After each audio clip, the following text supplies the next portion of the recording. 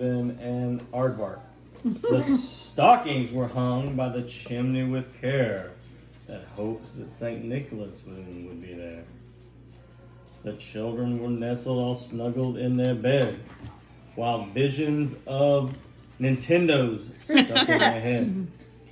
And Mama in her kerchief and I in my cap had just settled down for a long winter's nap. Yeah, really. When out on the lawn there arose such a clatter, I sprang from my bed to see what was the matter. Away to the window I flew like Flash Gordon, tore open the shutters and threw up the window. The moon on the breast of the chicken, the new fallen snow, gave a luster to midday of objects below. When what to my wondering eyes should appear, then a bunch of gnomes and some tiny reindeer. With a little old driver so lively and quick, I knew at a moment it was my Uber. No more rapid than eagles the coursers they came, and whistled and shouted and called them by name. Now Dasher, now Dancer, now Prancer, now Vixen, now Patty, now Luke, now Benny. And Reagan. And Reagan. To the top of the porch, to the top of the wall. Now dash away, dash away, dash away, all. To the wall. To the window. All right, as dry leaves that before the wild hurricane fly.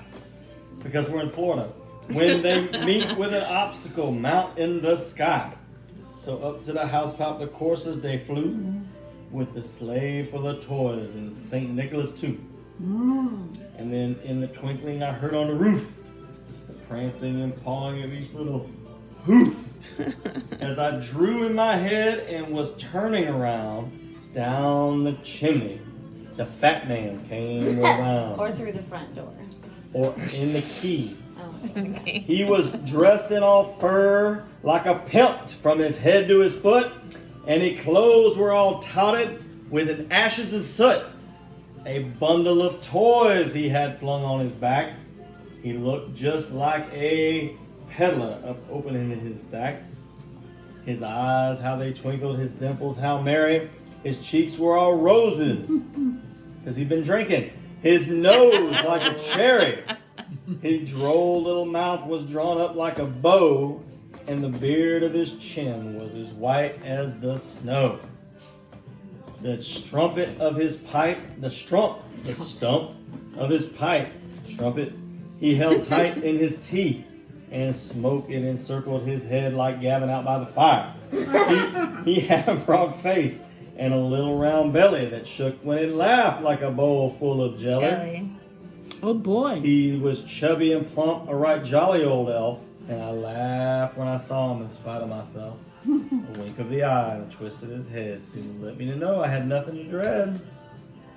He spoke not a word, but went straight to his work and filled all the stockings with a bunch of candy, then turned with a jerk and laid his finger aside of his nose, and giving up a nod up the chimney he rose.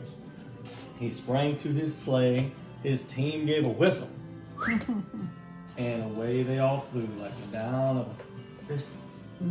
But I heard him exclaim as he drove out of sight, "Happy Christmas to all." And to all. Y'all better go to bed because he's coming.